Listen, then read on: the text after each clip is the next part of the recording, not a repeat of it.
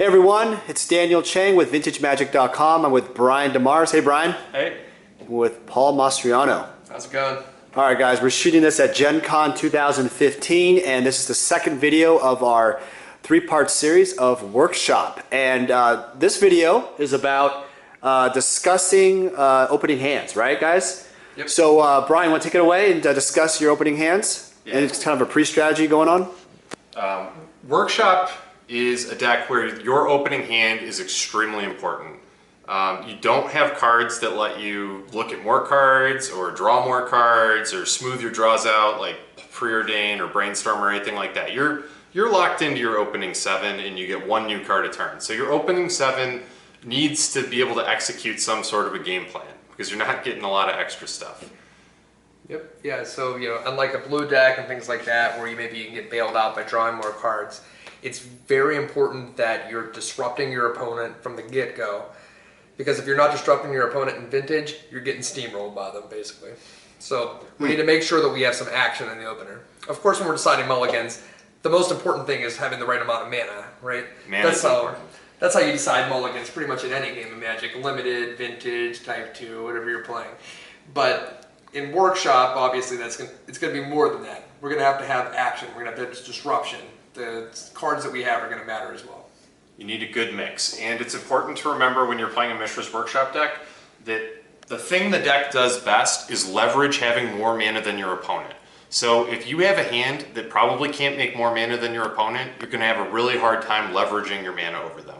So for that reason, a good rule of thumb for a keepable Workshop hand is you really want to be able to make 4 mana. Very important that your hand can produce 4 mana. There's of course exceptions to the rule where there are hands that I would keep that don't make 4 mana, but you need a really good reason for why you would want to keep a hand if it doesn't make that kind of mana. All right, great. So who wants to start out first? All right, I'll go first. All right, Paul. Let's take a look at an opening 7. Yeah, let's do it. So we have Hangerback Walker, Mox Emerald, Ancient Tomb, Mox Sapphire, Phyrexian Metamorph, Tangle Wire, Wasteland. So this hand has the right amount of mana. It does not do a lot though. So we don't have a lot of disruption that we can play on the first turn.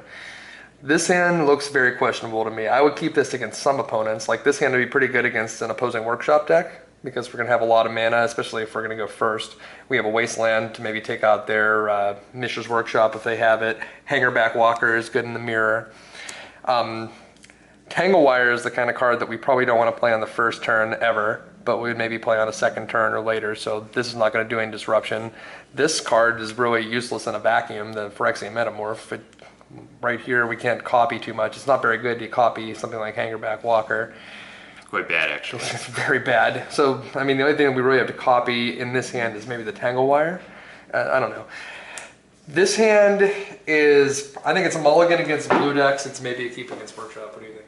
I think this hand is a snap keep actually. I love this hand. This hand makes 4 mana on the first turn. It has a threat and a disruptive card. I would keep this in the blind. This hand is bad against a fast combo deck. I think it's pretty great against everybody else. Right. So I would keep it. It's really cool too, the way this hand lines up is that you can play out the Moxes, so you have 4, you make your 2/2 Hangerback Walker, and then on the next turn, regardless of, we could draw Sundering Titan, which is like probably the worst draw step because we can't cast it, and we still have enough mana to Wasteland them, cast a Tangle Wire, and pump our Hangerback Walker. That's pretty good. Without whatever this card is helping us. So I actually like this hand a lot. The next card is Workshop. I just saw that. Yeah, let's do that. Unfortunate, Workshop's not very good. That's probably not what we want here. We probably like another threat. Now we can draw our Sundering Titan or something. Yeah. Okay. Okay. So all right. Well, good. Well, let's do Brian. That was good. I mean, that looks like a sneaky hand, but it does have a threat. It does have the mana, and it does have a disruptive card. I'm going to keep that a hand that does all those things every time. So let's do a little rating. We might as well just put like an easy rating scale for people. Yeah. 1 is the word like crap. Right. Okay. 1's a snap mulligan. 5 is let's give it like a grade like it was in school. Yeah. Let's say yeah. And we're not going to use pluses or anything. We're just going to do flat out grades. I'm going to use pluses. Okay, you will. Okay. All right, I call that a C+. C+. C+. I would say that card is a solid B. Solid B. That hand is solid B for me. All right, there you go, guys. So C+ and a solid B. All right, Brian, what do you got here? Yep. 3, 4, 5, 6, 7. Now this All I right, like. we got Mana Crypts, Lodestone Golem, Wasteland, Phyrexian Revoker, Soul Ring, Sundering Titan, and the good old Ancient Tomb. What do you think, Brian? This hand's great. Yeah, it's pretty sick. This is a snap keep. Yeah, this is. A. I don't have the. This is A, not A plus. Not A plus. It's not A plus. It's It's definitely an A. an A. A, I'd Brian. be happy to open this hand up in a tournament every time. All right, so why don't we, let's not over-explain it, but let's just give the high-level summary. Why is this so damn good? Turn 1 Lodestone Golem, and Yeah. it makes 5 mana. Yeah. And there's lots of good follow-up. It with the makes 6 Revoker mana and the total, 5 Wasteland. mana on the first turn, yeah. Yeah. Turn 1 Lodestone, great follow-up. Right. But if you got turn 1 Lodestone, the follow-up is less important, really. Let me ask you a question from the Sundering Titan. Don't you not like that, though?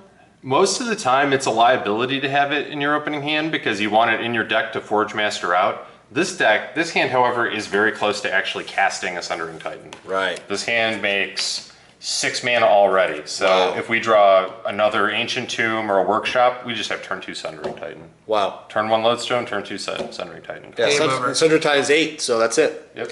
All right, great. Let's look at Paul's. So that's a A and A, right? Yeah, Grade A workshop.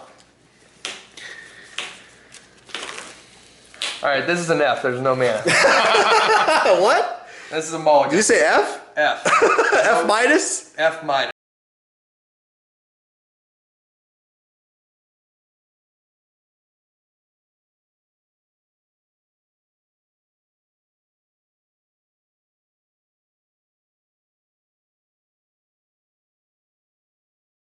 That's why you have mulligans, Right. pretty much.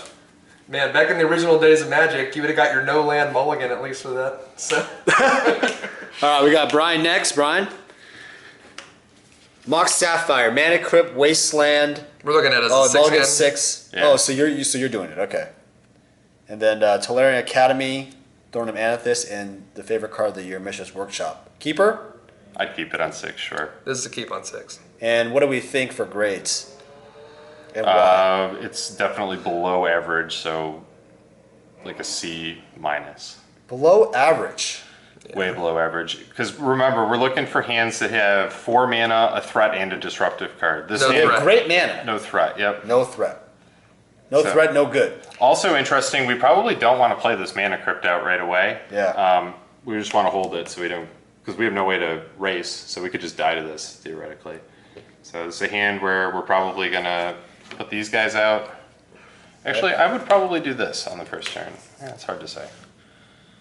Oh, yeah, that's interesting. Yeah, Leading with no, you know what? Wasteland I is would a do. I signal. would do this because we have the Academy for like multiple manas. Yeah. Yeah. So I would leave that out, and then maybe we'd get them. Hopefully we get there. That's a good draw. Yep, we got there. There you go. So that's a C minus? C minus. All right, guys. C minus. Paul, what do we got next? I'm looking at another 7. Let's see if Paul can do something better than last. Oh my God, Paul. Okay. All right. We're good. Here we go. This is a keep. That's That's pretty sexy. This says turn 1 Lodestone with a Workshop. This is a great hand. That's like the key, the key hand right there, right? And everything else this hand does is spectacular. Right. Like we're gonna be able to follow this up with Sphere and Tangle Wire. We can revoke if they have something that messes with us, and we're gonna be able to easily finish the game with this Forge Master. This hand just is everything in the kitchen sink. Yep. A, A, B plus. maybe A minus. B yeah. plus. Okay. B plus. Brian You doesn't don't like have it. a second land. This hand is really good against blue decks. This hand is very bad against Wasteland. Is the only thing. Ah, right. But it can still beat a Wasteland. Could still be a It Wasteland. can still beat a Wasteland. And we're But likely to catch a second land here pretty soon, I think. Oh, there it is. yeah. Okay. Very nice. And let's do Brian, last one.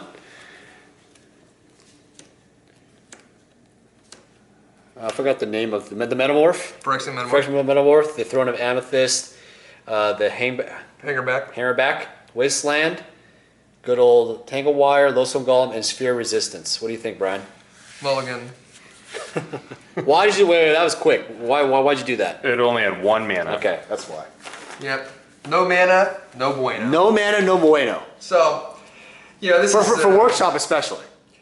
So, this is some high level stuff. Obviously, your mulligans are going to be contextual based on what your opponent is, but sometimes you don't know. In game one, you're going to have to make your mulligan decisions based on, just what you have in your hand. So once you know what their deck is, you can get a little bit more granular with it. You can be a little more specific. Maybe there's some hands you keep and some you don't. But as a basic rule of thumb, we want to try to be able to make 4 mana, have a threat, have something to disrupt them with. Very good. If you do that, that's all you need to know for now. Excellent. And Brian, any other comments or thoughts on this one? Paul nailed it on the head there. That is the most important thing. 4 mana, a threat disruption spell, and you can play with anybody. All right, those 3 things, guys. So the next video is going to be a match between Paul and Brian. And guys, again, watch the first video for the deck check. Deck tech. Deck tech. And then this is the second video, and the third video is going to be the game. Thanks again for watching, guys. Take care.